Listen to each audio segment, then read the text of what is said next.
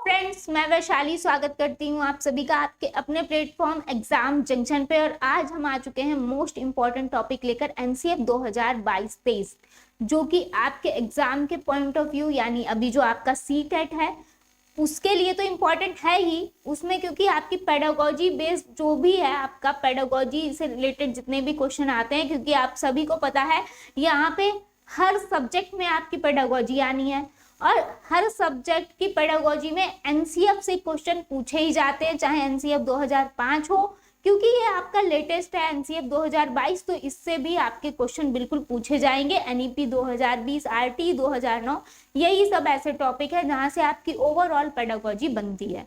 तो आज हम एक न्यू टॉपिक यहाँ पे एनसीएफ 2022-23 जो है इसको प्रॉपर जो एक डेफिनेशन है आखिर वो क्या है, किस तरीके से ये किन किन चीजों पर बेस्ड है, इन पे पूरी चर्चा परिचर्चा करने वाले हैं।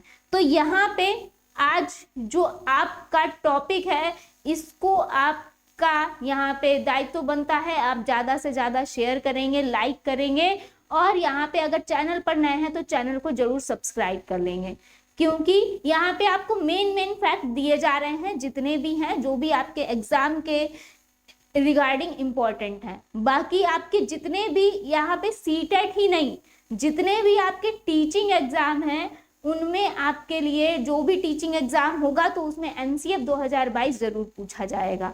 तो चलिए चलते हैं यहाँ पे हम एनसीएफ 2022 की तरफ। और यहाँ पे आप सभी को पता है कि एनसीएफ की फुल फॉर्म क्या है। एनसीएफ की फुल फॉर्म है नेशनल करिकुलम फ्रेमवर्क, यानी आपकी राष्ट्रीय पाठ्यचर्या रूपरेखा 2022। क्योंकि आज हम 2022 पढ़ने वाले हैं तो यहाँ पे इसके पहले मेन जो फैक्ट हैं इनके बारे में हम चर्चा कर लेते हैं। तो हमारे मेन फैक्ट क्या हैं, जो हमारे केंद्रीय शिक्षा मंत्री जी हैं धर्मेंद्र प्रधान, इन्होंने 20 अक्टूबर 2022 को फाउंडेशनल स्टेज के लिए नेशनल करिकुलम फ्रेमवर्क को लॉन्च किया था। किसने लॉन्च किया था? केंद्रीय शिक्षा मंत्री धर्मेंद्र प्रधान जी जो हैं इन्होंने 20 अक्टूबर 2022 को यहाँ पे इस एनसीएफ को लॉन्च किया। नेक्स्ट देखते हैं कि ये जो एनसीएफ है 1975 में सबसे पहले आया, फिर 1988 में आया, फिर सन 2000 में आया और आपका मोस्ट इम्पॉर्टेंट ये जो है एनसीएफ 2022। एनसीएफ 2022 जो आपके एग्जाम में भी अभी तक बार बार पूछा जाता है, एनसीएफ जो है ये मोस्ट इम्पॉर्टेंट है, इसको भी अच्छे से पढ़ के आपको जाना है। आपको मैं पढ़ा चुकी हूँ, रिकॉर्डेड में आप देख सकते हैं एनसीएफ 2005, इसको भी आपको जो है बिल्कुल यहाँ पे देखकर जाना है, क्योंकि एनसीएफ 2005 से बहुत क्वेश्चन पूछे जाते हैं। लेकिन ये जो सन 2022 का एनसीएफ है ये आपकी 5वीं पाठ्यचर्या रूपरेखा है, ये आपका 5वां एनसीएफ है, ये आपका 5वां एनसीएफ है। इसमें सामाजिक कौशल, डिजिटलाइजेशन, तकनीकी, वैश्विक पहुंच, आधुनिक भारत का निर्माण किया जाएगा। यहाँ पे डिजिटली तरीके से, यानी हम लोग क्या बोलते हैं डिजिटल इंडिया, है ना, क्योंकि हम डिजिटल इंडिया का निर्माण कर रहे हैं, डिजिटल इंडिया बना रहे हैं ना, तो यहाँ पे जो हमारा आधुनिक भारत है इसको हम बना रहे हैं डिजिटल, इसको हम बना रहे हैं डिजिटली तौर पे यहाँ पे चीजें सारी की जाएंगी। तो ऑब्वियस सी बात है जो आपको अब बच्चों को शिक्षा देनी है वो भी आपको इसी से जोड़ कर देनी है। यानी बच्चों को जो आप एक्टिविटी करा रहे हैं, आजकल आपने देखा होगा कि यहाँ पर दृश्य श्रव्य सामग्रियों का यूज बहुत ज्यादा कराया गया है, चाहे आपने एनसीएफ पढ़ाया गया आपको, चाहे एनईपी पढ़ाया गया आपको। एनईपी और एनसीएफ में आपका साफ साफ कहा गया है कि दृश्य श्रव्य सामग्रियों का प्रयोग बच्चों के लिए आप ज्यादा से ज्यादा करेंगे, ताकि बच्चे जो हैं नई चीजें जो हैं वो आराम से सीख सकें, इंटरेस्ट लेके सीख सकें।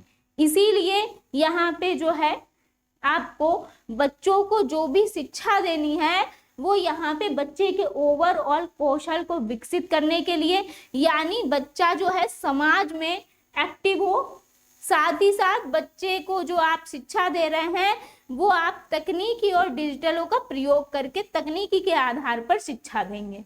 नेक्स्ट क्या कहा गया कि एनसीएफ 2022 की जो अध्यक्षता है यहाँ पे लॉन्च किया था शिक्षा मंत्री धर्मेंद्र प्रधान जी ने, लेकिन अध्यक्षता किसने की? डॉक्टर कस्तूरी रंगन जी ने। इनको भी ध्यान रखना है। ये मैक्सिमम यूपी टेट में मेन फैक्ट, अध्यक्षता किसने की या फिर लॉन्च किसने किया या फिर शिक्षा मंत्री कब, उस टाइम पे कौन थे, कब लॉन्च हुआ, डेट, ये सब मेन जो फैक्ट हैं ये आपके यूपी टेट में बहुत पूछता है।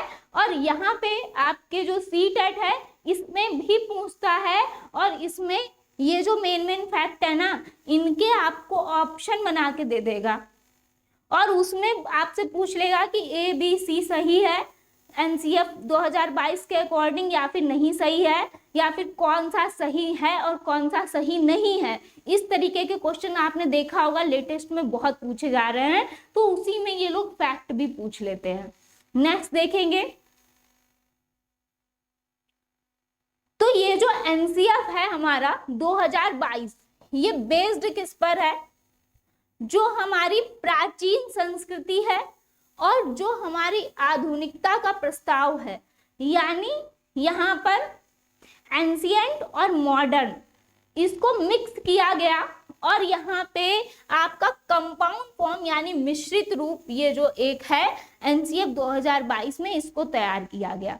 यानी पुराने को जोड़कर नए से जोड़, यहाँ पर नया ज्ञान बच्चे को दे रहे हैं ना, तो पुराने से जोड़कर ही आपको देना है। तो बच्चे के लिए जो भी आप पाठ्यक्रम तैयार कर रहे हैं, जो भी आप एक्टिविटीज करा रहे हैं, जो भी आप बच्चे को शिक्षा दे रहे हैं, वो आपको पुराने से जोड़कर नए की ओर ले जानी है।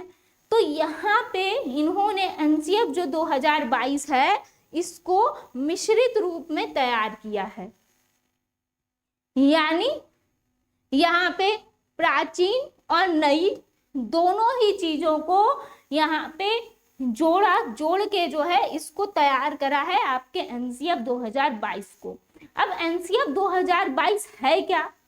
यहाँ पे 5वां एनसीएफ जो प्रस्तुत किया गया जिसमें अधिगम के लिए जो है अधिक समग्र और अंतः विषय दृष्टिकोण के साथ साथ प्रौद्योगिकी और डिजिटल मीडिया के एकीकरण की आवश्यकता पर बल दिया गया। यही आपको इसमें पहले भी बताया गया है।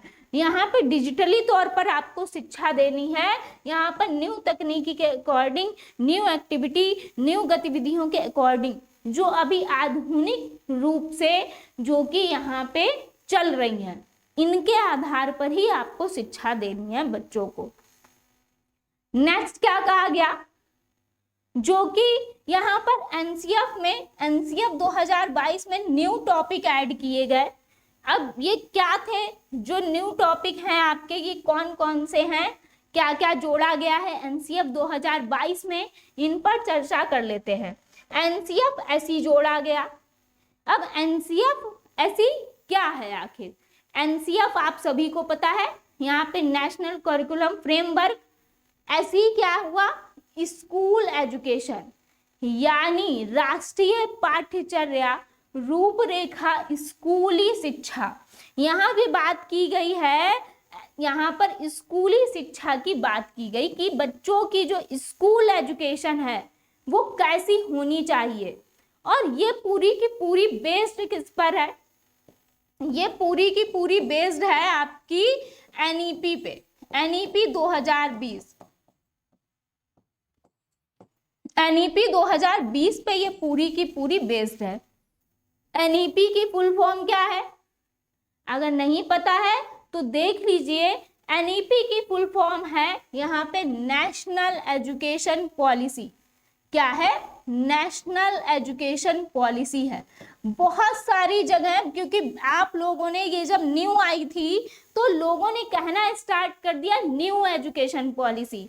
लोगों ने कहना स्टार्ट क्या किया? New education policy. लेकिन यहाँ पे आपकी जो मेन फुल फॉर्म है वो नेशनल एजुकेशन पॉलिसी है। ठीक है, ये राष्ट्रीय तौर पर आई थी, जो आपकी स्कूल एजुकेशन यहाँ पे दी गई थी कि अब आपकी जो स्कूली शिक्षा है वो आपको नए ढंग से दी जाएगी, 10+2 वाली रणनीति के तौर पर नहीं दी जाएगी। नेक्स्ट क्या कहा गया, NCF ECCE ये क्या है, यहाँ पर NCF ECCE क्या है, तो NCF आप सभी को पता चल गया। ECCE क्या है, यहाँ पर अर्ली चाइल्ड एजुकेशन यानी प्रारंभिक बचपन की शिक्षा। जब बच्चा शुरुआती चरण में है तो उसको आपको किस तरह से शिक्षा देनी है, यहाँ पे इस पर चर्चा की गई। साथ ही साथ नेक्स्ट क्या आया, NCF AE यानी अडल्ट एजुकेशन यानी वयस्क शिक्षा। आपको वयस्क शिक्षा में किन किन बातों का ध्यान रखना है, क्या शिक्षा देनी है, किन शिक्षा विधियों का प्रयोग करना है, इन सब आपको यहाँ पे इन सब के बारे में बताया गया। इन सब बारों में आपसे यहाँ पर चर्चा की गई। वयस्क शिक्षा किस तरीके की देनी है, बचपन जो बच्चे का प्रारंभिक स्कूली शिक्षा है वो किस तरीके से देनी है, और आपकी स्कूल जो एजुकेशन ओवरऑल है वो किस विधि पर आधारित होगी, क्या यहाँ पे रणनीति अपनाई जाएगी, इस पर चर्चा की गई। अब नेक्स्ट क्या कहा गया, यहाँ पर NCFT, यहाँ पे क्या कहा गया, NCFT, इसको भी जोड़ा गया।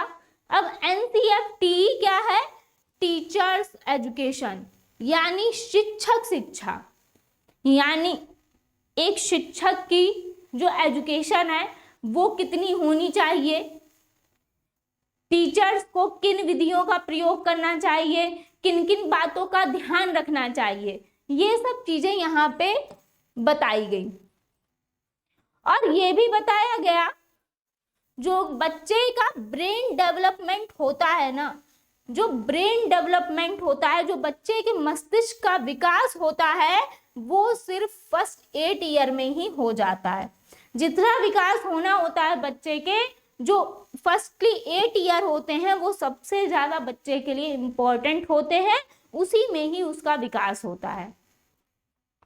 नेक्स्ट देखेंगे, यहाँ पे आपको बताया मैंने जो आपके NCFSE है, स्कूल एजुकेशन पॉलिसी है, ये NEP 2020 पे क्योंकि आधारित है।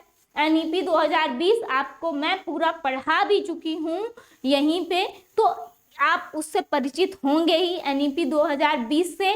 अगर नहीं है, जो लोग भी नए जुड़ रहे हैं तो वो लोग एक बार NEP 2020 जरूर देख लीजिएगा, क्योंकि पूरा का पूरा NCF जो है वो NEP 2020 पर ही आधारित है। यहाँ पे बात हुई है NCFSE की।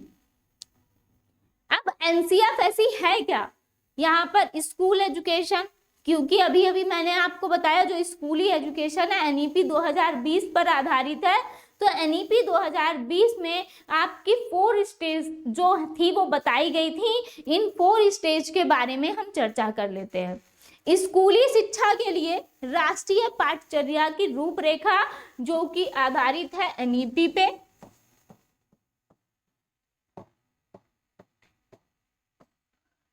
सबसे पहला चरण इसमें क्या आता है, सबसे पहला चरण जो है इसमें आया आधारभूत चरण, यानी जो आधारभूत चरण है, यानी जो फाउंडेशनल स्टेज है। ये किस ईयर तक है, जो फाउंडेशनल स्टेज आपकी कही जाती है ये आती है यहाँ पर 3 से 8 वर्ष, 3 से 8 वर्ष के बच्चों के लिए। प्रारंभिक शिक्षा नेक्स्ट स्टेज जो है यानी प्रीपेटरी स्टेज जो है ये आपकी 8 से 11 वर्ष के बच्चों के लिए है।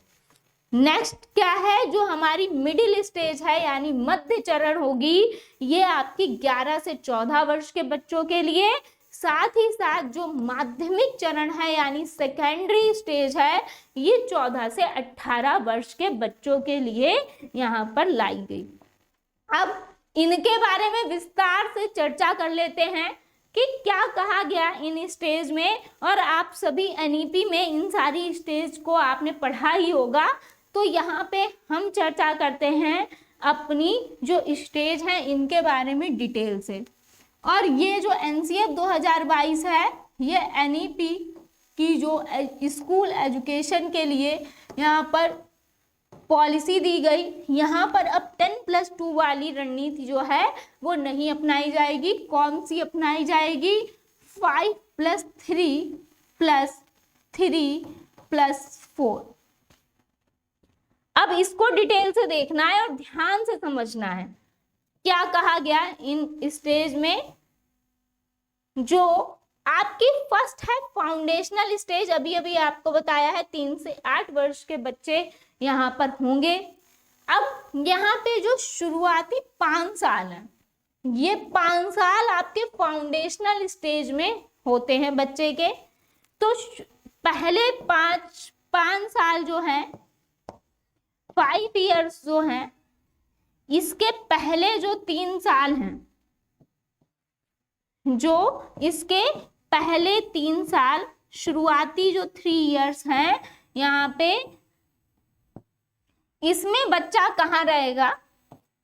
बाल वाटिका में रहेगा। क्या कहा गया? बाल वाटिका में रहेगा, यानी आंगनबाड़ी, यानी आंगनबाड़ी में बच्चे को रखा जाएगा।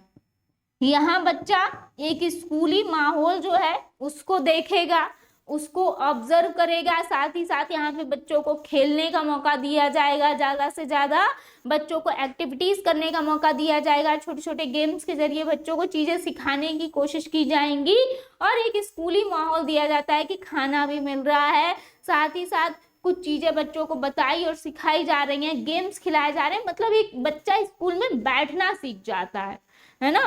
तो यहाँ पे पहले 3 साल जो हैं बच्चा बाल वाटिका और आंगनबाड़ी में रहेगा। इसके नेक्स्ट जो 2 ईयर है, जो नेक्स्ट 2 ईयर है, इसमें बच्चा क्या करेगा? जो नेक्स्ट 2 ईयर है इसमें बच्चा जो है कक्षा 1 और 2 में आएगा, कक्षा 1 और 2 में प्रवेश करेगा नेक्स्ट 2 ईयर में। क्लियर? अब यहाँ पर क्या कहा गया कि आपको जो फाउंडेशनल स्टेज में बच्चे हैं इनको लचीली और बहुस्तरीय खेल आधारित अधिगम देना है, यानी बच्चों को गेम्स के जरिए, खेल खेल में बच्चों को नई नई चीजें सिखानी है। नेक्स्ट क्या कहा गया? 3 से 6 वर्ष में खेलकूद है, यानी जब बच्चा 3 to 6 ईयर में है तो बच्चे को यहाँ पे बाल वाटिका है, आंगनवाड़ी है, उसमें अभी अभी मैंने आपको बताया है कि बच्चों को गेम्स के जरिए आपको चीजें सिखानी है, खेल खेल में बच्चों को ज्यादा से ज्यादा एक्टिविटीज करानी है, गेम्स खिलाने हैं, जिससे बच्चे जो हैं यहाँ पर सीख सके, बच्चा एक्टिव बन सके। नेक्स्ट 6 से 8 वर्ष जो है इसमें बच्चे को टेक्स्ट बुक और डिजिटली ज्ञान देना है, यानी आपने देखा होगा आजकल स्कूल्स में आपके स्मार्ट टीवी लगे होते हैं और बच्चों को यहाँ पे स्मार्ट टीवी के जरिए यहाँ पे बच्चों को जो है यहाँ पे ऑडियो वीडियो प्ले करके जो है यहाँ पे बच्चों को दिखाया जाता है चीजें, है ना। बच्चों को एक्टिविटीज, बच्चों को पोएम्स दिखाई जा रही हैं, जिससे बच्चा की इंटरेस्ट मिलेगा क्लास में और सीखेगा भी। ABCD है, 1 2 3 है, उसमें इंटरेस्टिंग वे में आपने क्या करा, बच्चों को वीडियो दिखाया, तो बच्चे उसके साथ साथ जो है एक्टिविटीज कर करके और चीजें सीख रहे हैं। तो इस तरीके से आपको यहाँ पे शिक्षा देनी है। नेक्स्ट क्या कहा गया यहाँ पे? नेक्स्ट जो 3 ईयर है, नेक्स्ट जो 3 इयर्स है आपके, वो बच्चा किस में आएगा? प्रारंभिक चरण में आएगा, यानी प्रीपेटरी स्टेज में होगा बच्चा, और इसमें बच्चा जो है वो क्लास यहाँ पर 3rd to 5th में होगा, यानी class 3rd 4th and 5th बच्चा जो है प्रारंभिक चरण बच्चे के बोले जाते हैं। और इसमें बच्चा 8 से 11 वर्ष का होता है लगभग, और इसमें बच्चे को आपको किस तरीके से शिक्षा देनी है? खोज एवं क्रियाविधि आधारित अधिगम देना है। बच्चों को एक्टिविटीज करानी है, समूह में एक्टिविटी करानी है बच्चों को न्यू एक्टिविटी करा के नई नई चीजें, कुछ अलग चीजें आपको सिखानी है, ताकि बच्चे का जो ज्ञान है वो बढ़े, बच्चे नई नई चीजें सीखे, बच्चे खुद खोज में इंटरेस्ट करें। यानी खोज आधारित और क्रियाविधि आधारित अधिगम बच्चों को देना है। साथ ही साथ शारीरिक शिक्षा यानी फिजिकल एजुकेशन, गणित कला विज्ञान आधारित शिक्षा भी बच्चों को देनी है यहाँ पे। यानी आप बच्चे को फिजिकल एजुकेशन भी देंगे, साथ साथ यहाँ पे गणित कला विज्ञान आधारित शिक्षा भी बच्चों को देंगे। नेक्स्ट क्या कहा गया, अब यहाँ पे आपके जो एनईपी 2020 था, एनईपी 2020 था, उसमें अभी मैंने आपको बताया है 5+3+3 और +4। तो ये जो आपकी शुरुआती 5+3 जो है, यहाँ पे फाउंडेशनल स्टेज और प्रीपेटरी स्टेज को मिला के ये आपका बनता है प्राइमरी, यह आपका बनता है प्राइमरी। ठीक है, आगे बात करेंगे। नेक्स्ट 3 इयर्स जो बताए गए, नेक्स्ट 3 ईयर जो बताए गए हैं बच्चे के, वो आएंगे आपके मध्य चरण, वो आएंगे मध्य चरण यानी मिडिल स्टेज में बच्चा होगा, और इसमें बच्चा होगा 11 से 14 वर्ष का। अब यहाँ पे क्या क्या कहा गया कि 11 से 14 वर्ष का बच्चा है, यहाँ विकासगत मध्य अध्यापक विषय संज्ञान कराएगा और विषय के मूल संप्रत्यय से यहाँ पर अवगत जो है व्यवसायिक क्षेत्र से अवगत कराएगा। यानी यहाँ पे किसको जोड़ा गया, यहाँ पे बच्चे की व्यवसायिक शिक्षा को जोड़ा गया। यहाँ पे बच्चों को अब आपको व्यवसाय के लिए भी तैयार करना है, व्यवसायिक शिक्षा भी देनी है, ताकि बच्चा कुछ व्यवसाय कर सके, उसके लिए भी बच्चों को शिक्षा देनी है। और यहाँ पे ये बच्चे जो होंगे क्लास किस में होंगे, यहाँ पर 6 to 8 में होंगे, 6 to 8 में होंगे बच्चे। यहाँ पे बच्चों को व्यवसायिक शिक्षा तो देनी है, साथ ही साथ इसमें ऐड हो जाता है जब बच्चा 6 to 8 में आएगा, इसमें कंप्यूटर ज्ञान भी बच्चे को देना है, कंप्यूटर शिक्षा भी बच्चे को देनी है। और यहाँ पे एक बच्चे को वोकेशनल सब्जेक्ट भी देना है, एक बच्चे को वोकेशनल सब्जेक्ट भी आपको देना है, ऐड करना है इनकी शिक्षा में। तो इतनी चीजें यहाँ पे जो हैं आपके मिडिल स्टेज में जो है वो इम्पोर्टेंट है। साथ ही साथ नेक्स्ट जो अब आते हैं आपके 4th ईयर, जो 4 ईयर हैं आपके, नेक्स्ट जो 4 ईयर हैं इसमें बच्चा होगा माध्यमिक चरण यानी सेकेंडरी स्टेज में, सेकेंडरी स्टेज में बच्चा होगा। और इसमें बच्चा क्लास, यहाँ पे ये जो 4 ईयर हैं ये होंगे 9 to 12 के, यानी क्लास 9, 10, 11 एंड 12। इसमें जो सबसे बड़ा चेंज आया वो चेंज क्या था, इस पे देखते हैं, इम्पोर्टेंट है सभी के लिए।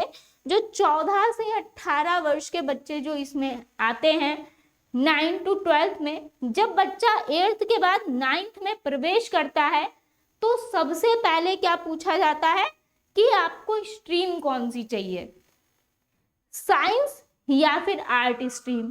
तो यहाँ पे जो स्ट्रीम चलती थी यानी साइंस स्ट्रीम से है बच्चा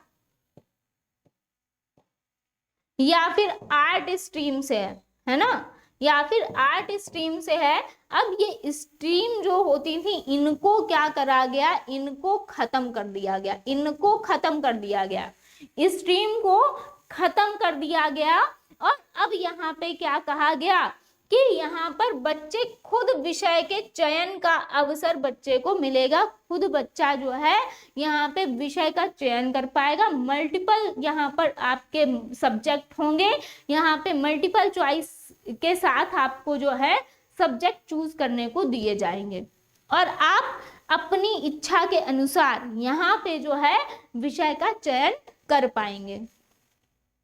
यानी अब ये नहीं होगा अंकों के आधार पर, जो होता था कि बच्चे के यहाँ पे अंक कम है यहाँ पे तो बच्चे को आर्ट स्ट्रीम दे दो, और बच्चा जो है अगर उसके अंक ज्यादा हैं तो वो साइंस स्ट्रीम के लिए यहाँ पर एलिजिबल होगा।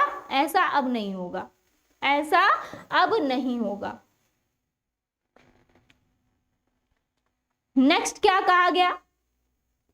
नेक्स्ट ये कहा गया कि जो बच्चे हैं इनके बचपन की देखभाल एवं शिक्षा के लिए जो एनसीएफ में कहा गया वो क्या था कि किस तरीके से जो है बच्चे के बचपन की आप देखभाल करेंगे और उन्हें एक अच्छी शिक्षा देंगे। तो जब बच्चा प्रारंभिक चरण में होता है, जब बच्चा शुरुआती स्कूल में आया तो प्रारंभिक चरण हेतु बालकों की देखभाल और शिक्षा हेतु राष्ट्रीय स्तर पर एक रूपरेखा होगी।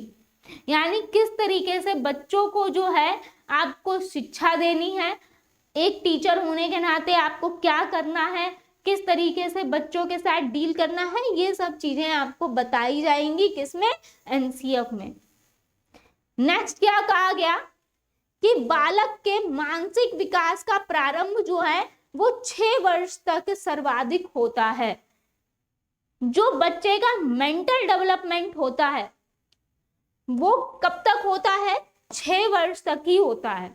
अतः बालक जो है वो शारीरिक और मानसिक विकास बच्चे का यहाँ पे कराए जाने की बात कही गई कि बच्चे को आप ज्यादा से ज्यादा फिजिकली तौर पर स्ट्रांग करेंगे और मेंटल तौर पे आपको उनका विकास करना है, उनका डेवलपमेंट करना है। इस तरीके से बच्चों को शिक्षा देनी है।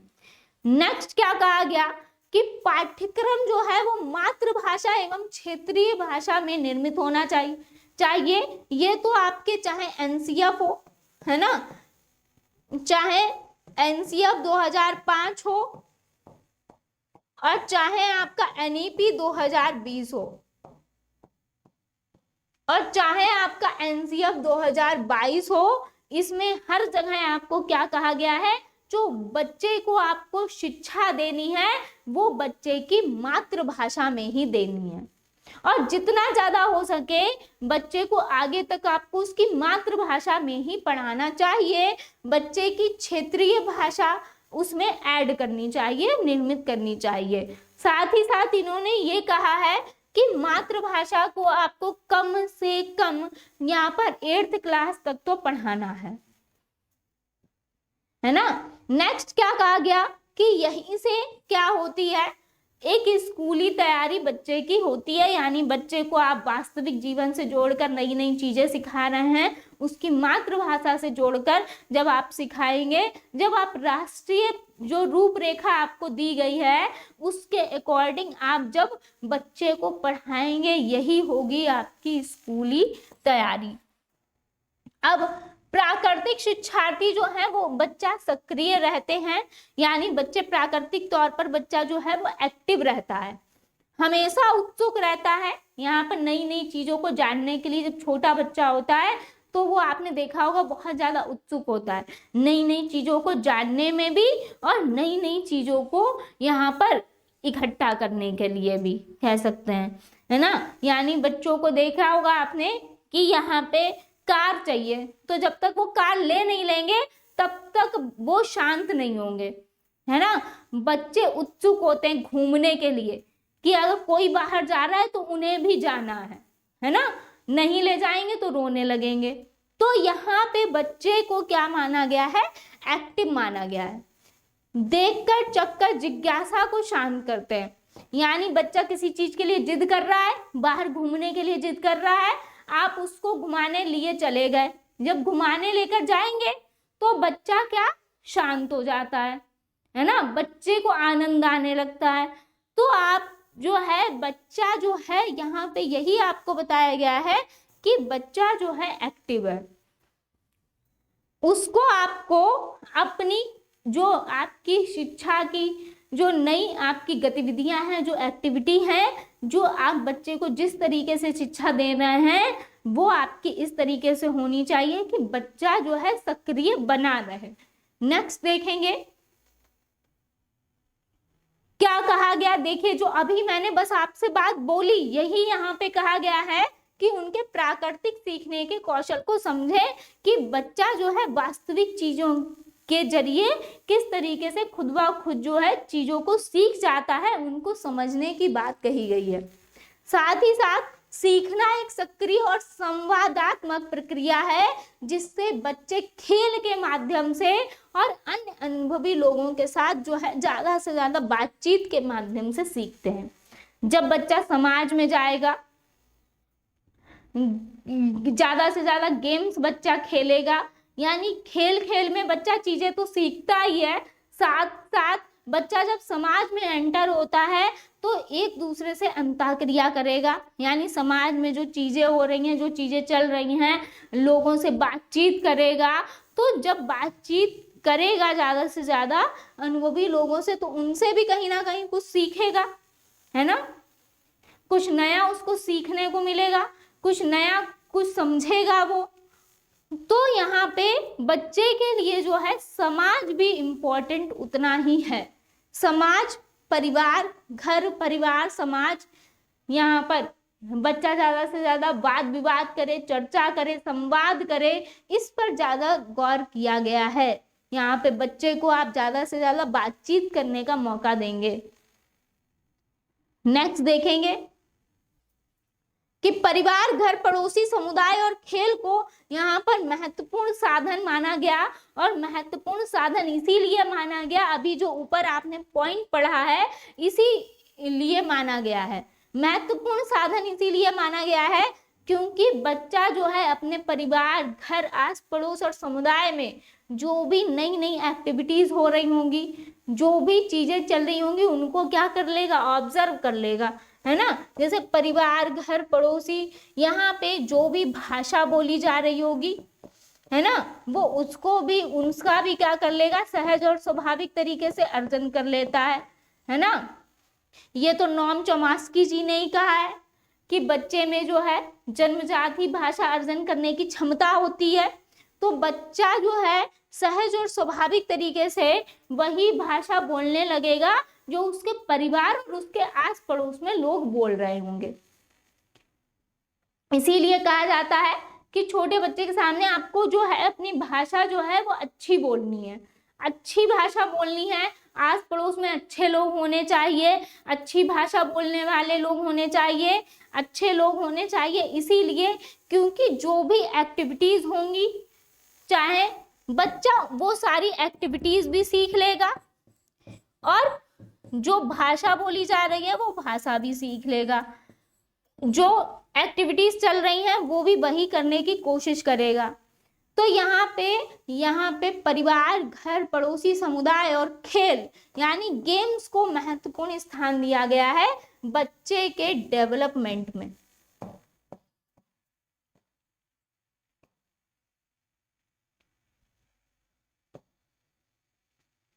नेक्स्ट क्या कहा गया, अब नेक्स्ट ये आपका इंपॉर्टेंट इसलिए है क्योंकि यहाँ पे जो है ये न्यू ऐड किया गया, ये न्यू ऐड किया गया है, आपका न्यू ऐड हुआ है किसमें, एनसीएफ 2022 में न्यू ऐड हुआ ये एनसीएफ 2022 में। और इसमें क्या कहा गया है कि पंचकोश विकास यानी 5 गुना विकास। यहाँ पर क्या कहा गया कि बच्चा जो है वो पंचकोश यानी 5 कोश वाला जो है एक संपूर्ण प्राणी है। यानी बच्चे के ये जो पंचकोश आपके दिए गए हैं, अगर ये स्ट्रांग हैं तो बच्चा एक जो है संपूर्ण प्राणी कहलाएगा। अब क्या क्या है ये पंचकोश, इनको जान लेते हैं।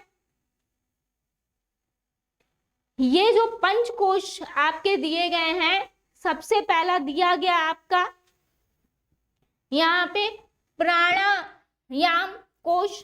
नेक्स्ट क्या कहा गया, मनोमाया कोश, दूसरा क्या कहा गया, अनन्नमय कोश, और तीसरा आनंदमय कोश, और तीसरा चौथा जो पांचवा जो है आपका ये है विज्ञानमय कोश। तो आपका पहला था प्राणमय कोश, दूसरा मनोमय कोश, तीसरा अनन्नमय कोश, चौथा आनंदमय कोश, और पांचवा जो है आपका विज्ञानमय कोश है। अब इन कोश के बारे में हम डिफाइन कर देते हैं अच्छे से। जो आपका अनन्नमय कोश है वो आपकी भौतिक परत है। वो कैसी है, फिजिकल आपकी परत है, भौतिक परत है जिसको स्ट्रॉन्ग करना है। प्राणमय जो कोश है ये जीवन शक्ति ऊर्जा परत है। मनोमय जो कोश कही गई ये मन की परत है, और जो विज्ञान माया कोश है ये बौद्धिक परत होगी बच्चे की, और आनंदमय कोश ये आपकी स्व आंतरिक परत है। और ये जो सारी परत है अगर बच्चे की ये स्ट्रांग हो गई, यानी बच्चा फिजिकली तौर पे, मेंटली तौर पर, और आप बच्चा आंतरिक तौर पर, यानी बच्चे अगर ये 5 जो कोश दिए गए इनके ये जो बच्चे के अगर स्ट्रांग हो गए है ना, अगर ये स्ट्रांग हो गए तो बच्चा जो है ओवरऑल बच्चे का सर्वांगीण विकास होगा। फिर बच्चे का ये सर्वांगीण विकास कहलाएगा, यानी चहुमुखी विकास। सर्वांगीण विकास कह लीजिए, चहुमुखी विकास कह लीजिए।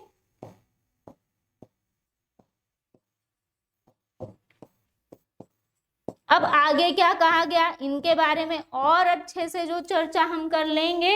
क्या कहा गया है कि बच्चे का, यानी अगर बच्चा जो है यहाँ पे जो कॉन्सेप्ट दिया गया यहाँ पे पंचकोश का, यहाँ पर फिजिकली लेवल पर यानी शारीरिक विकास बच्चे का हो, साथ ही साथ यहाँ पे स्पिरिचुअल हो, आध्यात्मिक हो, लाइफ एनर्जी यानी जीवन ऊर्जा से भरपूर हो, इमोशनल और मेंटल लेवल बच्चे का अच्छा हो।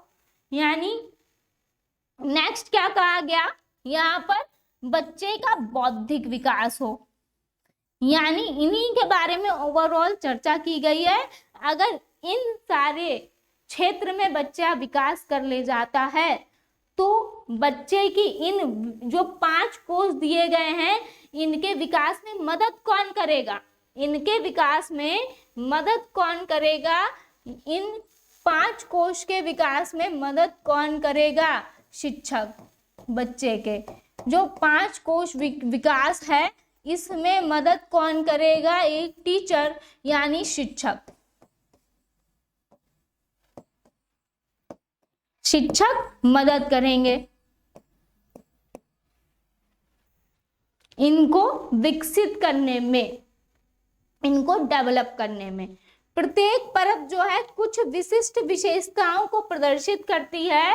एक बच्चे को समग्र विकास इन 5 परतों के पोषण और पोषण को ध्यान में रखता है। यानी बच्चे के ये जो 5 परत दिए गए समग्र विकास के, इनका अगर पोषण हो जाए तो इन्हीं को ध्यान में रखकर आपको जो है आपको बच्चे की शिक्षा देनी है, क्योंकि अगर इनका विकास हो गया तो बच्चा जो है ओवरऑल डेवलपमेंट की ओर आगे बढ़ेगा।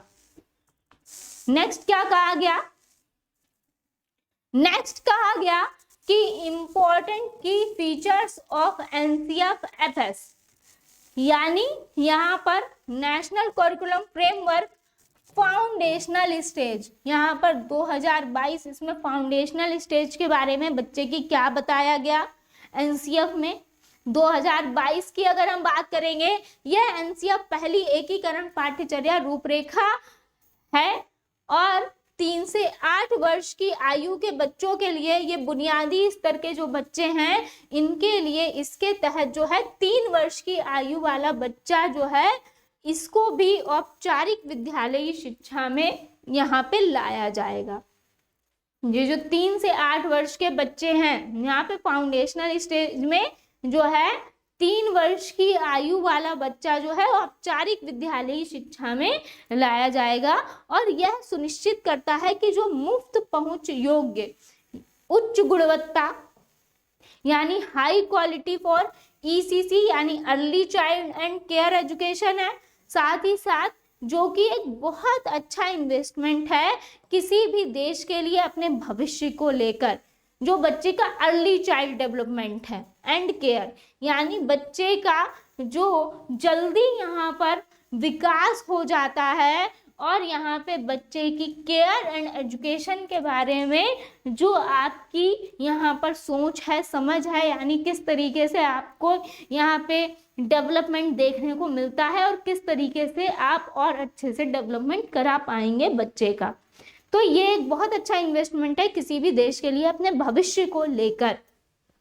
साथ ही साथ इस फाउंडेशनल स्टेज के बारे में ये बताया गया 3 से 8 वर्ष की आयु वर्ग के लिए यहाँ बुनियादी स्तर पर केयर एंड एजुकेशन पर ज़्यादा जोर दिया गया कि बच्चे की केयर और एजुकेशन, यानी बच्चे की आपको यहाँ पर केयर भी करनी है और साथ ही साथ यहाँ पे एजुकेशन भी देनी है।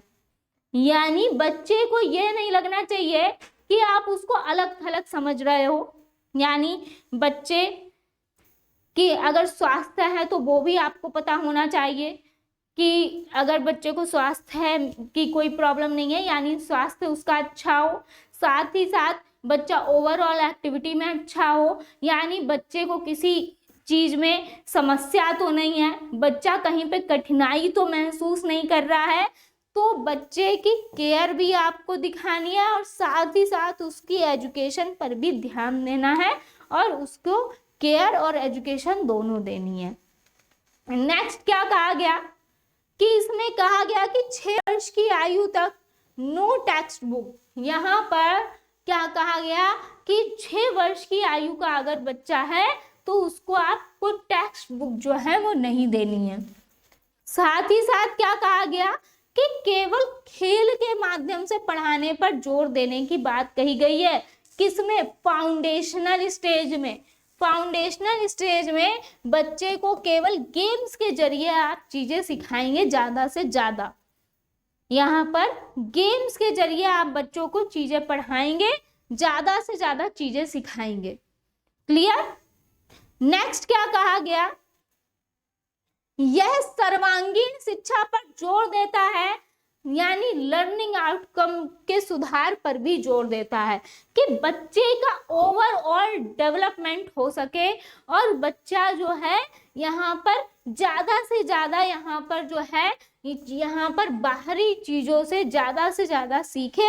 यानी आपको बाहरी चीजों से जोड़कर बच्चों को शिक्षा देनी है ताकि बच्चे को बाहरी ज्ञान भी उसको जो है बाहरी ज्ञान जो है बच्चे का उससे जोड़ के बच्चों को नई शिक्षा देनी है, जो बच्चे वास्तविक रूप में चीजें देखते हैं। यहाँ पे बच्चे का ओवरऑल विकास यानी सर्वांगीण शिक्षा पर जोर देने की बात हो रही है कि बच्चे को ये नहीं है, यानी बच्चे का ये नहीं है कि सिर्फ पाठ्य पुस्तकीय ज्ञान नहीं देना है, पाठ्य पुस्तकीय ज्ञान नहीं देना है, पाठ्य पुस्तकीय ज्ञान बच्चे को नहीं देना है, उस पर केंद्रित नहीं होनी चाहिए आपकी शिक्षा। बच्चे की ओवरऑल शिक्षा पर जोर दिया गया। इसमें गुरुकुल शिक्षा से भी चीजें ली गई, जैसे कि पंचकोश। अब देखिए आपके एनसीएफ में क्या यहाँ पर गुरुकुल शिक्षा जो है इसको लिया गया। यहाँ पर जो अभी अभी मैंने आपको बताए हैं पंचकोश, पंचकोश को इसमें ऐड किया गया और ये बताया गया कि अगर आप बच्चे का सर्वांगीण विकास करना चाहते हैं तो आपको इन पंचकोश पर ध्यान देना होगा। अगर बच्चे के ये पंचकोश स्ट्रांग हो गए तो बच्चा ओवरऑल जो है वो आपका डेवलप होगा, स्ट्रांग होगा। नेक्स्ट क्या कहा गया? नेक्स्ट आपको बताया गया ऑब्जेक्टिव्स ऑफ एनसीएफ 2022। यहाँ मातृभाषा यानी मदर टंग को प्राथमिक माध्यम होगा। यहाँ पर आप बच्चे की मातृभाषा में ही बच्चे की शिक्षा देंगे, मातृभाषा में ही आपको बच्चे को शिक्षा देनी है। यहाँ बच्चे को इमोशनल यहाँ पर कैसे हैंडल करना है इस पर जोर दिया गया है। यानी बच्चे के इमोशंस जो हैं इनको किस तरीके से आपको कंट्रोल में रखना है, किस तरीके से हैंडल करना है, इस पर जोर दिया गया। साथ ही साथ यहाँ पर किस पर फोकस किया गया कि लर्न हाउ टू लर्न, यानी सीखना कि कैसे सीखना है, सीखना कि कैसे सीखना है, इस पर भी यहाँ पर जोर दिया गया।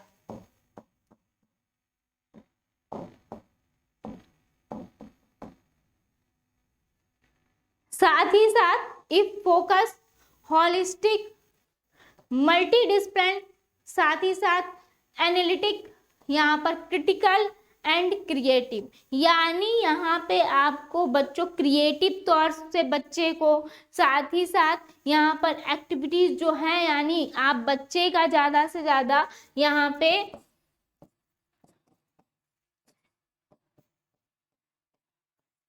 बातचीत, चर्चा पर चर्चा,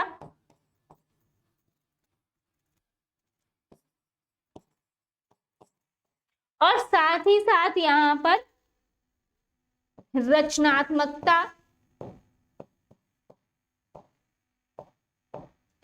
पर भी जोर दिया गया। यानी रचनात्मक तौर पे बच्चों को आपको कैसे सिखाना है, यहाँ पे संज्ञानात्मक तौर पे कैसे आपको बच्चे को सिखाना है, संरचनात्मक रूप से कैसे सिखाना है, इन सारी चीजों पर जोर दिया गया।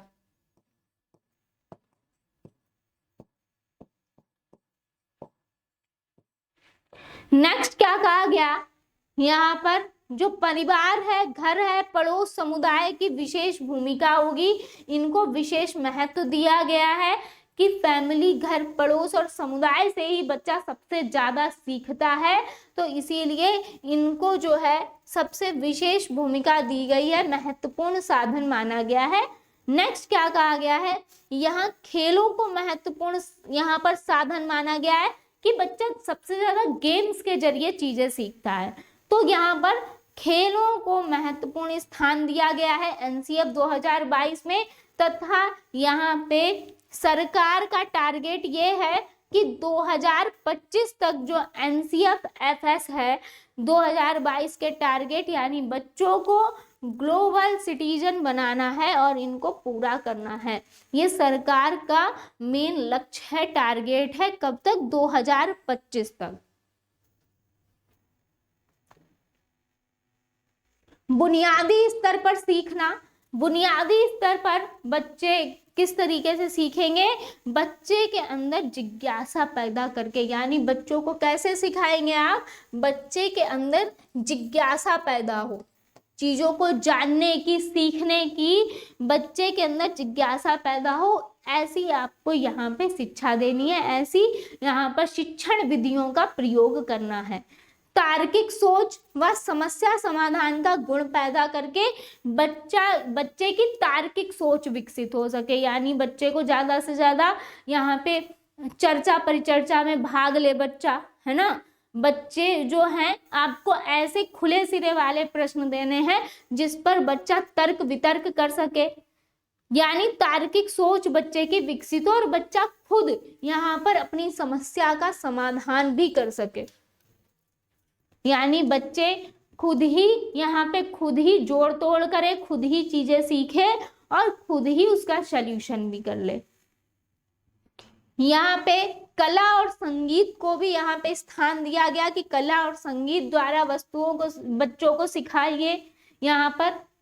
साथ ही साथ प्रकृति के साथ संबंध बनाकर, यानी प्रकृति के साथ संबंध बनाकर से रिलेटेड है आपको। अगर बच्चों को यहाँ पे प्राकृतिक रूप से आप किसी पेड़ के बारे में बता रहे हैं, किसी पेड़ पौधे के बारे में अगर बता रहे हैं, किसी पेड़ पौधे के बारे में अगर बता रहे हैं, तो आप क्या करेंगे, उसको सिर्फ बताएंगे क्लास में या उसको कहीं यहाँ पर आसपास उसको प्रत्यक्ष रूप से किसी आसपास जगह पर, आसपास यहाँ पर बाग भ्रमण पर ले जाएंगे, है ना, बाग भ्रमण पर ले जाए, बाग भ्रमण कराएंगे, बाग बगीचे का भ्रमण कराएंगे और वहां पे ले जाकर यहाँ पर जो है वो आपको जो भी प्राकृतिक रूप से जो भी प्रकृति के रिगार्डिंग आपको पढ़ाना है या फिर बताना है, तो बच्चों को यहाँ पे दिखाकर बच्चों को तब आपको उसको चीजें जो है वो आपको उनके बारे में बताएंगे, जब तब वो ज्यादा अच्छे से वहां पे समझ पाएंगे, जब वो प्रॉपर रूप से चीजें अपने सामने देखेंगे। सपोज दैट आप आम के पेड़ में के बारे में बता रहे हो, तो यहाँ पे जब आप बच्चों को प्रत्यक्ष रूप से आम का पेड़ दिखाओगे तो उनके बारे में जो भी चीजें आप बताना चाहते हो वो बच्चे को ज्ञान जब देंगे तो बच्चे को ज्यादा अच्छे से समझ में आ जाएगा। नेक्स्ट क्या कहा गया कि रंगों, आकृतियों, गिनती और अक्षरों द्वारा बच्चों को, गिनती, अक्षर द्वारा, आकृतियों द्वारा बच्चों को और रंगों द्वारा चीजें सिखाने की कोशिश करेंगे। समूह भावना व नेतृत्व क्षमता विकसित करेंगे बच्चे की, यानी बच्चा समूह में कार्य कर सके, नेतृत्व क्षमता बच्चे की विकसित हो। साथ ही साथ खेलों और खोजात्मक अधिगम द्वारा, यानी बच्चे को खोज आधारित अधिगम और गेम्स के जरिए चीजें सिखाएंगे। नैतिकता द्वारा सिखाएंगे, स्व खोज द्वारा, यानी बच्चा खुद खोज करे, है ना, खुद बच्चा जो है खोजबीन करे और नई नई चीजें जो है वो यहाँ पर सीखे। साथ ही साथ सभ्यता, व्यवहार और संवेगात्मक विकास द्वारा बच्चों को चीजें यहाँ पर सिखानी है। तो ये आपके बुनियादी स्तर है सीखने के, ये बुनियादी स्तर है सीखने के जो आपके एनसीएफ में बताए गए। नेक्स्ट क्या कहा गया कि learning standards for foundational stage, यानी ऑफ एनसीएफ, यहाँ पर फाउंडेशनल स्टेज क्या, जो आपके बुनियादी स्तर पर सीखने के मानक हैं उनके बारे में बताया गया है। तो मानक क्या है, जो आपकी शिक्षा के उद्देश्य है, जो पाठ्यचर्या और पाठ्यक्रम के लक्ष्य है, जो बच्चे की क्षमताएं हैं उनको ध्यान में रखना है, यानी बच्चे का जो शिक्षा के उद्देश्य हैं उनको ध्यान में रखना है। साथ ही साथ बच्चे की पाठ्यचर्या और पाठ्यक्रम का लक्ष्य जो है यहाँ पर बच्चे के स्तर के अनुसार होना चाहिए, बच्चे के स्तर के अकॉर्डिंग होना चाहिए, है ना, यानी उसका लक्ष्य क्या है, उनको यहाँ पे क्लास के अकॉर्डिंग किन किन चीजों को, किन इंपॉर्टेंट चीजों को यहाँ पे रखना है ना। बाकी जो बच्चे की क्षमता है, यानी बच्चे की क्षमताओं का ध्यान रखना चाहिए, बच्चे की क्षमता कि बच्चा आखिर किस स्तर पर है और उन्हें कितना अभी आपको बताना है या फिर समझाना है। साथ ही साथ सीखने के परिणाम और प्रतिफल इसमें आएंगे कि बच्चे ने कितना सीखा है ना, और कितना वो जो है अप्लाई कर पा रहा है अपने जीवन में, कितना बच्चे ने सीखा है और कितना जो है अप्लाई कर पा रहा है। तो यहाँ पे आपने देख लिए, यहाँ पे aim of education, curriculum goals, यहाँ पर कंपटीशनल और लर्निंग आउटकम, ये सारे आपके यही हैं, यानी शिक्षा के उद्देश्य, पाठ्यक्रम और पाठ्यचर्या के लक्ष्य, क्षमताएं और सीखने के परिणाम और प्रतिफल। अब आगे बात कही गई, नेक्स्ट क्या कहा गया, approach of language education and literacy. यहाँ पर अप्रोच क्या यहाँ पर बताई गई है, इसके बारे में भी जान लेते हैं। तो यहाँ पे क्या कहा गया कि there are 4 approaches mentioned in this.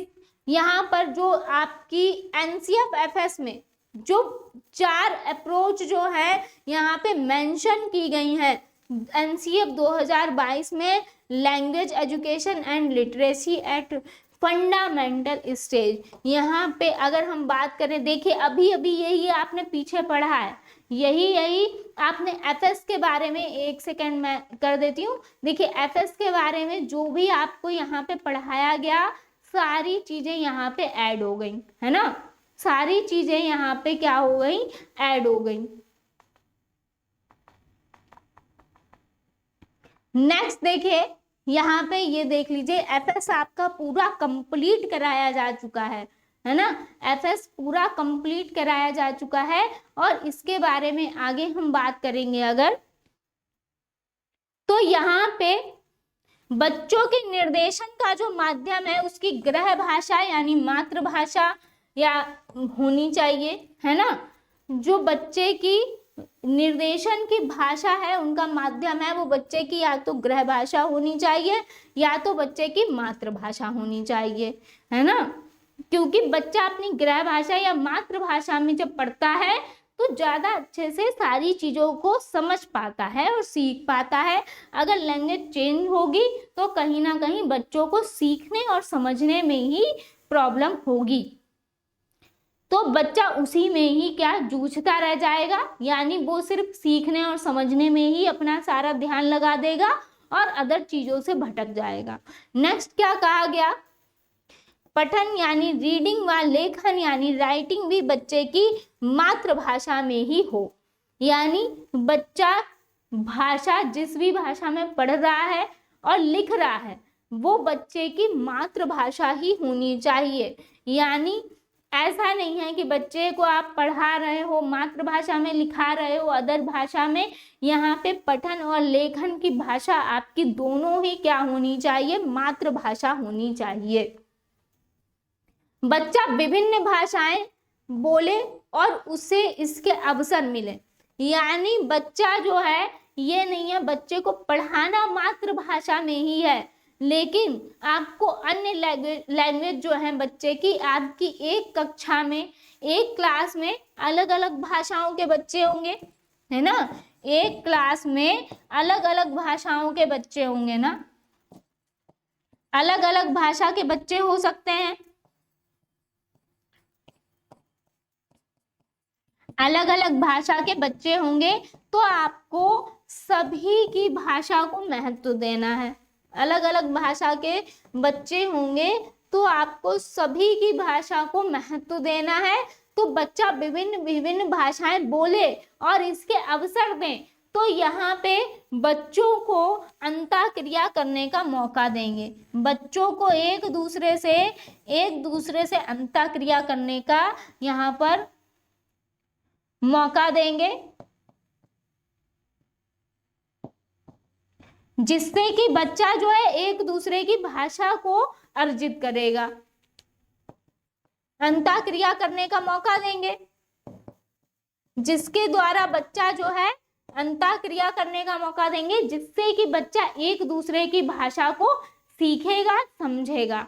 यानी आपको ज्यादा से ज्यादा एक्टिविटीज करानी है यहाँ पे अन्य भाषाओं को सिखाने के लिए, ताकि बच्चा जो है यहाँ पर विभिन्न भाषाएं सीख सके, अलग अलग भाषाएं सीख सके, और आप भी उनका प्रयोग करेंगे। एक शिक्षक होने के नाते बच्चों की अलग अलग भाषाओं का प्रयोग करेंगे, ताकि बच्चे जो हैं, सभी बच्चे जो हैं विभिन्न विभिन्न भाषाएं सीख सकें। नेक्स्ट क्या कहा गया, बच्चों को स्वतंत्र पाठक व लेखक यहाँ पर बनाने की तरफ ज्यादा से ज्यादा प्रयास करना है। यानी बच्चा स्वतंत्र रूप से, प्रवाहपूर्ण रूप से बच्चा पढ़ पाए चीजों को और लिख पाए। यानी बच्चों को लेखन के लिए आपको खुले सिरे वाले प्रश्न देने हैं, यहाँ पर खुले सिरे वाले प्रश्न देने हैं। खुले सिरे वाले जो हैं वो आपको यहाँ पर टॉपिक और प्रश्न देने हैं, जिससे कि बच्चा अपने भाव विचार प्रकट कर सके, जिससे बच्चा अपने भाव विचारों को प्रकट कर सके, भाव विचार प्रकट कर सके, अपने भाव विचारों को रख सके। और ऐसे ही आपको स्वतंत्र रूप से पाठक बनाना है। सपोज दैट बच्चा पढ़ रहा है और पढ़ने में बच्चे ने कुछ त्रुटि कर दी, तो आप बच्चे को वहीं का वहीं उस त्रुटि का सुधार नहीं करेंगे। जब बच्चा पूरा पढ़ ले उसके बाद आप बताएंगे उसको, या फिर बच्चा और किस तरह से और अच्छा पाठक बन सकता है ये बताएंगे, उसको बीच में नहीं रोकेंगे। यानी बीच में अगर आपने रोका तो वो बच्चे के लिए बाधा का काम करेगा और बच्चा कहीं ना कहीं जो है उसका कॉन्फिडेंस जो है वो लो हो जाएगा।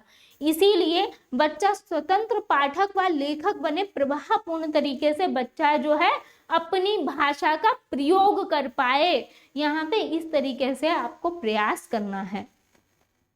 नेक्स्ट क्या कहा गया? नेक्स्ट कहा गया चूजिंग एंड ऑर्गेनाइजिंग कंटेंट, यानी आपको क्या क्या चीजें बच्चों के लिए चूज करनी है जो बच्चे के लिए यहाँ पे उपयोगी होंगी। क्या क्या चीजें आप, जैसे भाषा, गणित व कला के लिए सामग्री आपका होनी चाहिए, ऐसी आपकी सामग्री होनी चाहिए जिससे बच्चा जो है भाषा, गणित और कला ये सारी चीजें जो हैं वो सीख सके। यानी सपोज दैट आपने स्लेट में देखे होंगे छल्ले पड़े होते हैं, तो बच्चा उन छल्लों को गिनता है कि 1 2 3 4 5 6। तो इसी तरीके की सामग्रियां बच्चों को यहाँ पर मिलनी चाहिए, यहाँ पर सामग्री जो है वो प्रोवाइड करानी चाहिए कि बच्चा उनसे सीख पाए। बच्चों को वर्कशीट और वर्कबुक्स जो हैं ये प्रोवाइड करानी चाहिए। बाल साहित्य जो कि बच्चे के लिए बहुत इंपॉर्टेंट माना गया है, मोस्ट इंपॉर्टेंट माना गया है बाल साहित्य को। श्रव्य दृश्य सामग्री ज्यादा से ज्यादा प्रयोग करेंगे, यहाँ पे फ्लैश कार्ड्स उपयोग करेंगे और पाठ्य पुस्तक का प्रयोग करेंगे बच्चे की ओवरऑल टीचिंग में। आप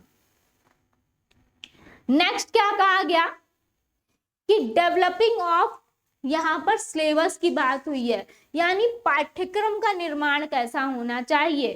तो यहाँ पर पाठ्यक्रम जो है यहाँ पर सामाजिकता और आपकी बात कही गई है अध्यापकों की क्षमता को देखकर बने।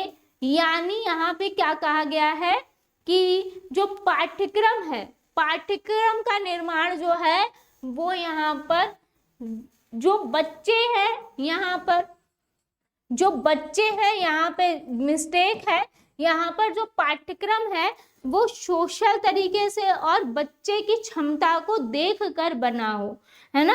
जो पाठ्यक्रम हो है वो बच्चे की क्षमता जितनी है उसके अनुसार होना चाहिए। पाठ्यक्रम एनसीएफ की प्रिंसिपल और गाइडलाइन के हिसाब से होना चाहिए। यानी जो आपको एनसीएफ में जो चीजें बताई गई हैं, जो नियम बताए गए हैं कि किस तरीके से आपको शिक्षा देनी है, उसी की गाइडलाइन के हिसाब से ही आपका पाठ्यक्रम भी होना चाहिए। यहाँ पर बच्चों की क्षमता को देखकर होगा यहाँ पे, ठीक है, ये बच्चे की क्षमता लिखा हुआ है। नेक्स्ट क्या कहा गया है कि बुनियादी स्तर पर अध्यापकों के लिए यहाँ पर एक्टिविटी बुक, हैंडबुक्स हो जो उनको गाइड करें यहाँ पर आपकी सीक्वेंशियल प्लानिंग के लिए। यानी बच्चों को आप किस तरीके से शिक्षा देंगे यहाँ पर, इसके लिए यहाँ पर जो अध्यापक हैं, जो टीचर्स हैं, उनके लिए भी यहाँ पर जो है सामग्री यानी बुक्स जो हैं वो प्रोवाइड कराई जाएंगी कि बच्चे को जो आप सिखाना चाहते हैं उसके लिए, जो बताना चाहते हैं पाठ्यक्रम के अनुसार, आपकी प्रॉपर प्लानिंग क्या है, किस तरीके से आप जो है टीचिंग करेंगे। नेक्स्ट क्या कहा गया, यहाँ पे कंटेंट सिलेक्शन के समय हमें ध्यान देना है कि ऐसा कंटेंट हो जो एक्टिवेट करे बच्चे की इंद्रियों को, यानी बच्चे की इंद्रियां एक्टिव हो, साथ ही साथ यहाँ पे प्रैक्टिकल हो और बच्चे के अनुभवों के साथ यहाँ पर समन्वय बनाए। यानी बच्चे के बाहरी जीवन से वास्तविक जीवन से जोड़कर, यहाँ पे जो भी बच्चे के अनुभव हैं उनसे जोड़कर, बच्चे के पूर्व ज्ञान से जोड़कर यहाँ पे आपको पूरा जो है कंटेंट जो है वो सिलेक्ट करना है, जो बच्चे की पाठ्य पुस्तक में आप जो भी बच्चे के पॉइंट्स डाल रहे हो, जो भी कंटेंट बच्चों को प्रोवाइड करा रहे हो, वो ऐसा होना चाहिए जो बच्चे की इंद्रियों को एक्टिव करे। यानी बच्चे की इंद्रियां जिसके द्वारा एक्टिव हो, प्रैक्टिकली तौर पर जो हो चीजें, और साथ ही साथ बच्चे के अनुभव से जुड़ी हुई हो। नेक्स्ट क्या कहा गया कि कंटेंट विविधताओं वाला व समावेशी हो तथा रूढ़िवादिता से परे हो। यानी यहाँ पर विविधताएं, सपोज दैट यहाँ पे अलग अलग जगहों की अलग अलग वेशभूषा हो सकती है, अलग बोली हो सकती है, अलग भाषा हो सकती है। तो इनको हमने क्या माना है, संसाधन माना है ना। विविधता यहाँ पर भाषा में हो सकती है, बोली में हो सकती है, पहनावे में हो सकती है ना। तो इन सबको हमने क्या माना है, संसाधन के रूप में माना है।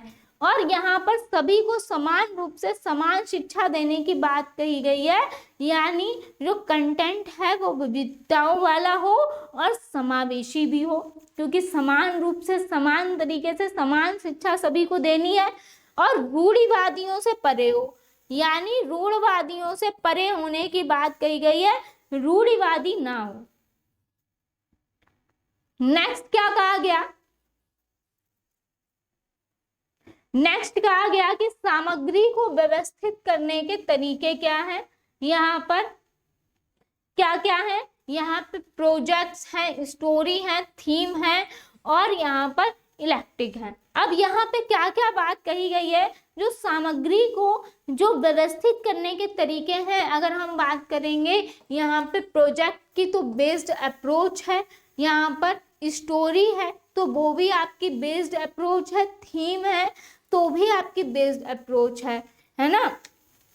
तो यहाँ पे अगर हम बात करेंगे, अगर इलेक्टिक है तो वो क्या है, अप्रोचेस हैं। अगर हम यहाँ पे देखिए, यहाँ पे जो व्यवस्थित बात कही गई है, यहाँ पे जो आपकी सामग्री है यानी शिक्षण सामग्रियां है ना, जिनको आप बोलते हो, उनको व्यवस्थित करने के आपके तरीके क्या हैं, वो किन पर बेस्ड होनी चाहिए, स्टोरी पे होनी चाहिए, थीम्स पे, यानी प्रोजेक्ट जो है आप देते हो बच्चे को, स्टोरी या फिर थीम, यानी कोई आपने बच्चे को थीम दी, कोई स्टोरी दिया, कोई प्रोजेक्ट दिया, तो ये आपका ज़्यादा स्ट्रॉन्ग करेगा। जब आप बच्चे को कोई भी प्रोजेक्ट देते हो करने को, तो बच्चा क्या करता है, यानी आंकड़ों को इकट्ठा कर रहा है ना। कोई प्रोजेक्ट दिया आपने करने को, कि यहाँ पे कोई भी प्रोजेक्ट दिया सपोज दैट, तो बच्चा जो है बाहरी ज्ञान से, यहाँ पे बाहरी दुनिया से यहाँ पे जो चीजें हैं वो कलेक्ट कर रहा है, चाहे वो आंकड़े हो, यानी सपोज दैट आपने कोई एक प्रोजेक्ट चलाया कि बताओ कि आपके आस पड़ोस कितने बच्चे जो हैं वो हैं, है ना। सपोज दैट आपने ये प्रोजेक्ट चलाया, आप सभी को अपने अपने बताना है कि आपके पड़ोस में कितने बच्चे जो हैं वो स्कूल जाते हैं और कितने बच्चे जो हैं वो स्कूल नहीं जाते हैं। तो आप इनका क्या कर रहे हो, एक आंकड़ा जो है वो निकाल रहे हो, है ना। यानी कोई स्टोरी बेस्ड चीजें दे दी, थीम बेस्ड दे दिया, किसी थीम पर आधारित आपने बच्चों को चीजें करने को दी, तो ये आपका जो है इसमें ही आएगा, जो आपका व्यवस्थित करने का तरीका होगा।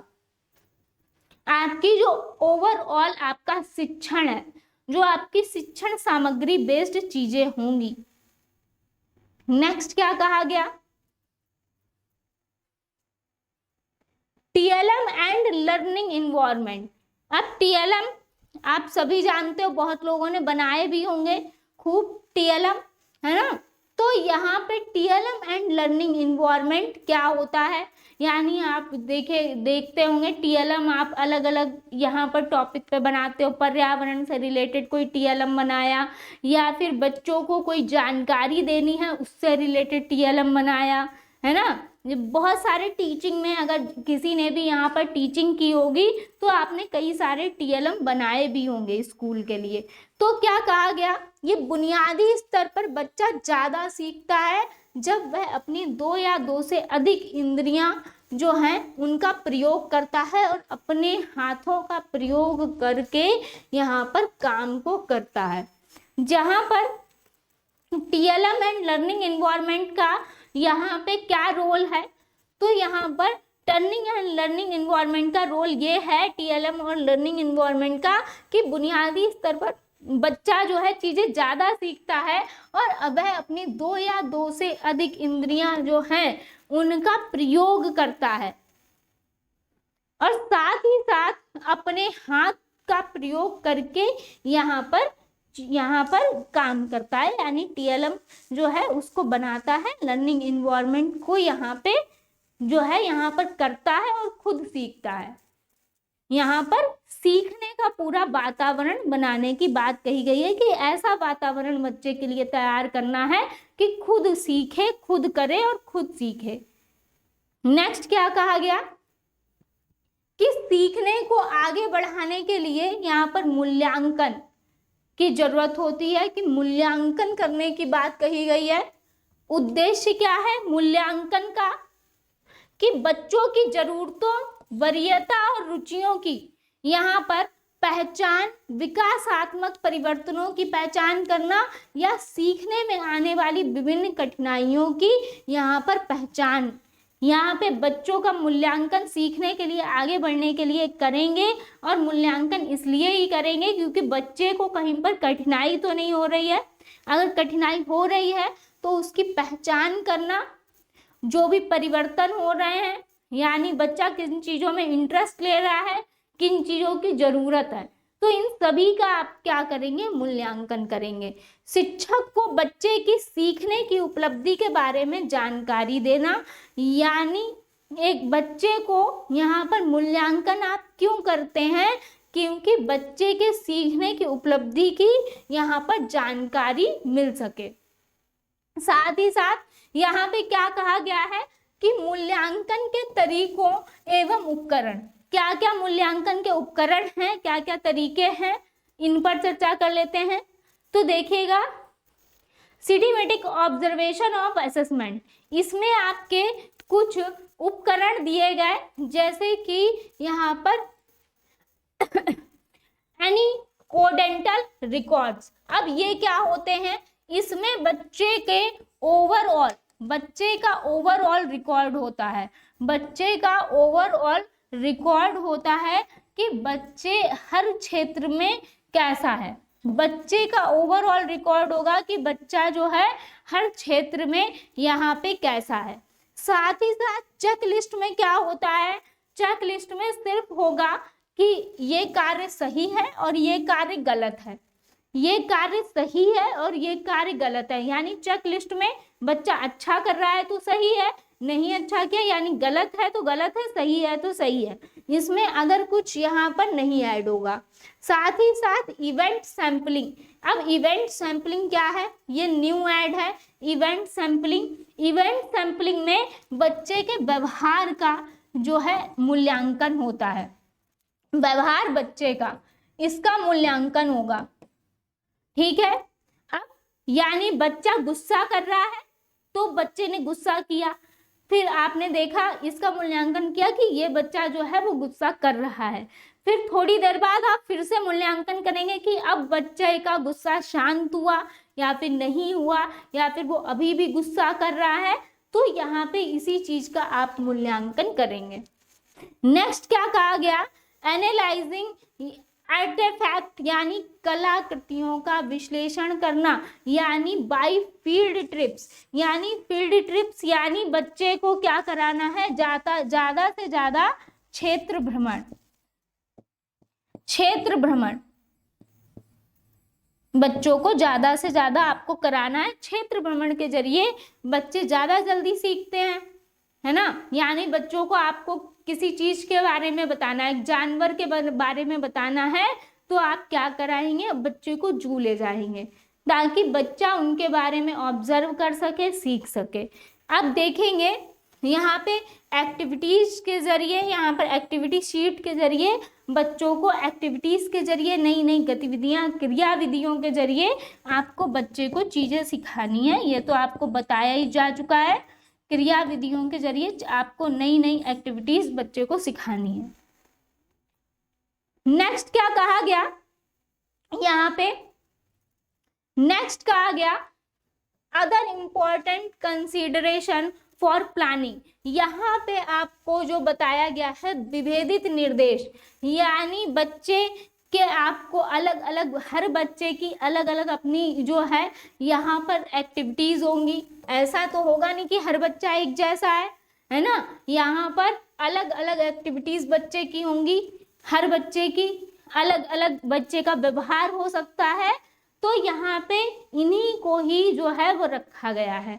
साथ ही साथ स्केप होल्डिंग, यहाँ पर ग्रेजुअल रिलीज्ड फॉर रिस्पॉन्सिबिलिटीज, यहाँ पर स्केप होल्डिंग यानी क्या, मचान या फिर पोल, मचान या फिर पार्ट, इसके बारे में, यानी बच्चे का यहाँ पर जब बच्चे को जितना सीखना है बच्चे ने उतना सीख लिया, अब क्या बच्चे को किसी की मदद लेनी है, बच्चे को किसी की मदद लेनी है, तो यहाँ पे बच्चा बाहरी जो मदद लेगा, यहाँ पे ही ये जो क्या आया, मचान या पाड़ आया, यहाँ पे इसके बारे में भी बताया गया है। अब यहाँ पे जो टीचर्स रिस्पॉन्सिबिलिटी है और जो स्टूडेंट रिस्पॉन्सिबिलिटी है, इनके बारे में चर्चा की गई है। जो टीचर रिस्पॉन्सिबिलिटी है, teacher express model and strategy, यानी आपको टीचर क्या करेगा, यहाँ पे एक चीज ध्यान रखिए, टीचर क्या करेगा, यहाँ पे चीजों को एक्सप्लेन करेगा, साथ ही साथ यहाँ पर बच्चे को किस तरीके से आपको यहाँ पर शिक्षा देनी है, इसकी आपको प्लानिंग करनी होगी। साथ ही साथ यहाँ पे कोलैबोरेशन, गाइड प्रैक्टिस और इंडिपेंडेंट प्रैक्टिस, यानी स्वतंत्र रूप से बच्चा जो है वो प्रैक्टिस कर पाए। यहाँ पे टीचर रिस्पॉन्सिबिलिटी क्या है कि बच्चा स्वतंत्र रूप से और यहाँ पर गाइडलाइन के जरिए, यानी जो आपके एनसीएफ में दी गई हैं, साथ ही साथ यहाँ पर अंतःक्रिया करके चीजों को सीख पाए। Next, student responsibility, I do it, you watch, we do it together, you do it, it watch, यहाँ पर यू डू इट अलोन, यानी बच्चा जो है वो सबके साथ किस तरीके से सीखता है, यानी वो बच्चा कर पा रहा है चीजों को, या अकेले कर पा रहा है या फिर सबके साथ कर पा रहा है, यानी या आपको क्या करना है यहाँ पे कि अदर बच्चों की सहायता लेके चीजें करानी है, या फिर यहाँ पे बच्चा जो है वो जब सीख जाएगा चीजों को तो वो उन चीजों को अकेले भी यहाँ पर कर पाएगा। तो यहाँ पे इन सब चीजों की बात कही गई, ये पूरी एक प्लानिंग जो थी वो बताई गई है आपको। अदर इम्पॉर्टेंट यहाँ पर जो प्लानिंग है जो इसमें ऐड की गई हैं वो कौन कौन सी है, यहाँ पे सकारात्मक संबंध बनाना, शिक्षक, परिवार और समुदायों के बीच सकारात्मक संबंध होने पर बच्चे खिलते और मुस्कुराते हैं। जब बच्चे के सकारात्मक संबंध होते हैं, यानी बच्चा शिक्षक के साथ भी घुल मिल रहा है, बातचीत कर पा रहा है, परिवार और समुदाय में भी बातचीत कर पा रहा है, घुल मिल रहा है यहाँ पे, तो बच्चा खिलता मुस्कुराता रहता है। साथ ही साथ खेल के माध्यम से सीखना, बच्चे कई तरीके से सीखने का आनंद लेते हैं, जैसे कि बात करना, खिलौनों से खेलना, सुनना, पेंटिंग, ड्राइंग बनाना, नाचना, दौड़ना, इन सब एक्टिविटी में बच्चा क्या होता है, यहाँ पे ज़्यादा एक्टिव होता है, यहाँ पे बच्चे को इंटरेस्ट आएगा। तो ये आज के जो आपके ओवरऑल जो आपका एनसीएफ था वो यहाँ पे खत्म होता है।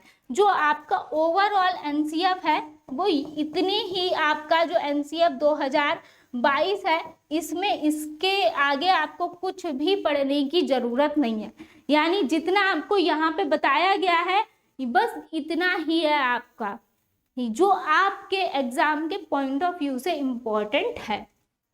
तो अब आई होप आपको ये क्लास अच्छी लगी होगी, तो ज़्यादा से ज़्यादा इस सेशन को शेयर करिएगा। अगर चैनल पर नए हैं तो चैनल को सब्सक्राइब कर लीजिएगा, बेल आइकन को जरूर प्रेस कर लीजिएगा ताकि आपको नोटिफिकेशन मिलते रहें।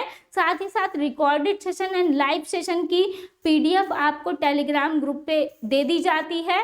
टेलीग्राम चैनल का जो लिंक है वो आपके कमेंट बॉक्स में पिन कर दिया जाएगा, आप लोग वहाँ ऐड हो सकते हैं। तो मिलते हैं नेक्स्ट सेशन में। बहुत बहुत धन्यवाद सभी का जुड़ने के लिए।